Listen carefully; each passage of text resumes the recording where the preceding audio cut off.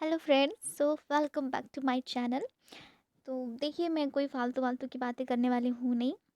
Life में अगर कुछ करना है तो सीरियस तो खुद होना पड़ेगा। कोई मोटिवेशन कोई कुछ काम नहीं करता है। एग्ज़ाम से पहले मैंने 1700 स्ट्रैटेजी बनाई, बट कुछ भी काम का आया नहीं। ठीक है, अगर कुछ करना है तो खुद मोटिवेट होना पड़ेगा। खुद सेल्फ मोटिवेट हो, सेल्फ नोट्स बनाओ, सेल्फ मतलब जो भी करना है सेल्फ करो।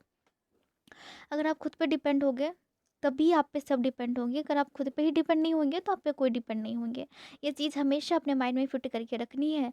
अगर आपको कोई भी एग्ज़ाम क्लियर करना है तो आपको फर्स्ट ऑफ ऑल आपको ये माइंडसेट रखना होगा, क्योंकि एग्ज़ाम से पहले ही जो मोटिवेशन हम लोग एग्ज़ाम के 10 दिन पहले आती है, अगर वही मोटिवेशन सेम वही मोटिवेशन अगर एग्ज़ाम से 3 महीने पहले आ जाना है तो कोई भी एग्ज़ाम जो है वो एम क्रैक हो सकता है। बट नहीं, हमें इंडियन, हम तो लेट तो करने में आदत है हम लोगों की। तो कोई नहीं। खैर, अब जो 67th बीपीएससी जो है वो उसका हम प्रीलिम्स मेंस एंड इंटरव्यू का क्या स्ट्रैटेजी होनी चाहिए वो हम डिस्कस करते हैं। तो नोटिफिकेशन जो है वो जून और जुलाई 2021 में आ सकती है।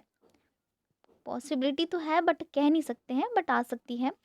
तो प्रीलिम्स जो है वो अक्टूबर में है। अगर हम बीपीएससी का कैलेंडर से बात करें तो उसमें नोटिफिकेशन जो है वो जून जुलाई में आने को है, और प्रीलिम्स जो है वो अक्टूबर में होने का, और जो मेंस जो है वो जनवरी 2022 में होने का। इंटरव्यू का कोई उसमें स्पेसिफिक वे में डेटा दिया हुआ नहीं है। तो अगर हम बात करते हैं 67 बीपीएससी प्रिपरेशन के बारे में, तो अभी से अभी हम लोग के पास जो है वो मतलब 10 मंथ तो है ही नहीं। ठीक है, लेकिन हम लोग, सॉरी वीडियो थोड़ा लेट जा रही है।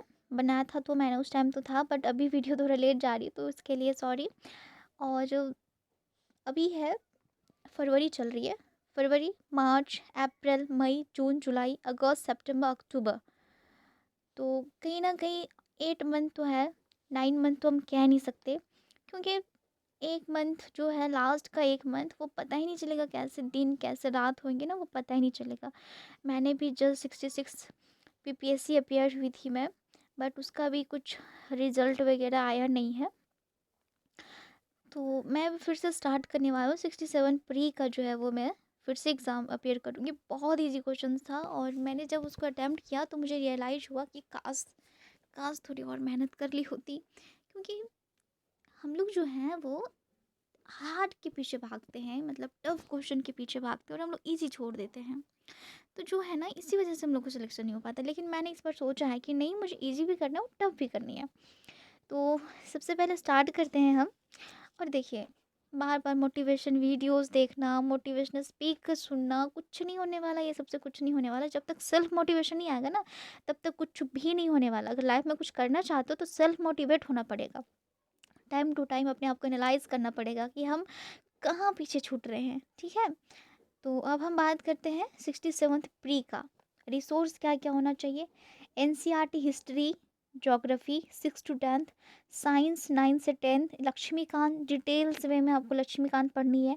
इकोनॉमिक्स पढ़नी है संजीव वर्मा, बिहार एक परिचय, Lucent, crown publication, current affairs and newspaper, Ghatna Chakra, daily test, weekly test, monthly test, ये तीनों टेस्ट देनी है। Full length test and all survey. इस बार जो सब इस बार जो हम लोग का मतलब एग्ज़ाम में जो क्वेश्चन आए थे वो बहुत बेसिक बेसिक क्वेश्चन आए थे। लेकिन क्या होता है ना कि ओएमआर भरना होता है, प्रैक्टिस नहीं रहेगी, भरना था ये भर दिए बी, मतलब सिली मिस्टेक। लोग ना सिली मिस्टेक कर जाते हैं, बट ये गलती आपको करनी नहीं है, और मैं सिखाऊंगी कैसे सिली मिस्टेक से बचा जाता है। ये हमारा जो है वो प्री का है। प्री में हम एनसीईआरटी से हम मॉडर्न मॉडर्न पे ज़्यादा फोकस करनी है। ठीक है, उसमें 3 होता है, modern, ancient and world, medieval होता है। ठीक है, 3 होती है। तो तीनों में से हमें, और वर्ल्ड हिस्ट्री से वैसा कुछ क्वेश्चंस आते हैं ही नहीं, बस मॉडर्न से ज़्यादा फोकस जो उनका होता है, जो बीपीएससी फोकस करती है वो सिर्फ मॉडर्न पे ही फोकस करती है। और एनसीईआरटी में अगर हम ज्योग्राफी की बात करें तो ज्योग्राफी से भी क्वेश्चन, अच्छा खासा क्वेश्चन आता है।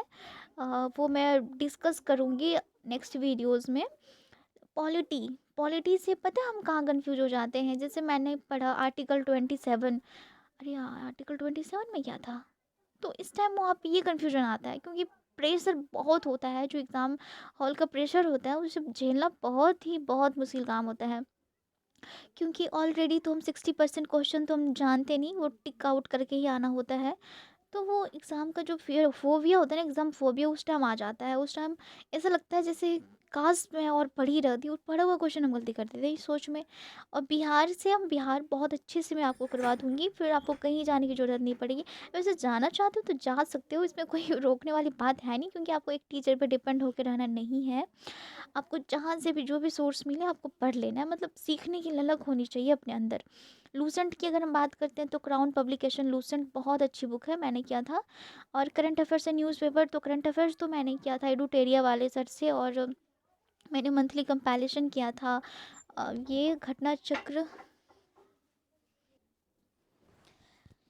और फिर इकोनॉमिक सर्वे भी आती है, बजट भी आता है। बट इस बार क्वेश्चन थोड़ा घुमा फिरा था, जितना हम लोगों ने पढ़ा था उससे मतलब एक्सपेक्टेशन तो थी कि बुक से ही आए, बुक मतलब जो बट बुक से ही आया था, लेकिन जैसा हम लोग ने एक्सपेक्ट किया था वैसा कुछ नहीं आया था। ठीक है, बहुत इजी आ गया था, और इजी हम लोग पढ़े नहीं थे, कंफ्यूज कर गए। वैसे पता नहीं अब कितना कटअप गया है और जाएगा। तो ये हमारा प्री का था। अब हम बात करते हैं बीपीएससी मेंस का। देखिए, आपको ना इसको इजी वे में लेके पढ़ना है कि यस मैं कर सकती हूँ। अगर आप बहुत टफ वे में लेके चलेंगे ना तो आपको नहीं कर पाएंगे, मैं लिख के देती हूँ। तो आपको ना इसको एक होता है ना खेल खेल में कि यस हम कर सकते हैं, yes you can do it, if I am then you can. So daily answer writing करनी है, डेली नहीं। लोग कहते हैं डेली आंसर राइटिंग करनी, मैं कहती हूँ नहीं। पहले आप पढ़ो, टॉपिक पे अपनी पकड़ बनाओ, कंटेंट बनाओ, उसके बाद आप लिखो। आप क्या लिखेंगे बताइए? अगर मैं आपको बोलूँ कि आप डेली आंसर राइटिंग करो, तो बचपन से तो हम लोग लिखते आते ही हैं, लेकिन पढ़ो, पहले पढ़ो फिर समझो, कंटेंट डेवलप करो, उसके बाद लिखो। न्यूज़पेपर, हिंदी, ये वर्ड पावर आपको बहुत बहुत ज़रूरी है, क्योंकि अगर आप इंग्लिश में एग्ज़ाम लिखते हो तो आपको वर्डिंग पावर आनी चाहिए। हाउ टू राइट आंसर, मतलब कैसे लिखना है वो बताऊंगी। इंटरनेशनल रिपोर्ट्स क्या है वो बताऊंगी मैं। और full length test, 20 test, 600+ question, last 25 test जो भी है वो आपको करनी है। Caring all aspect of developing your presentation skill interview के लिए।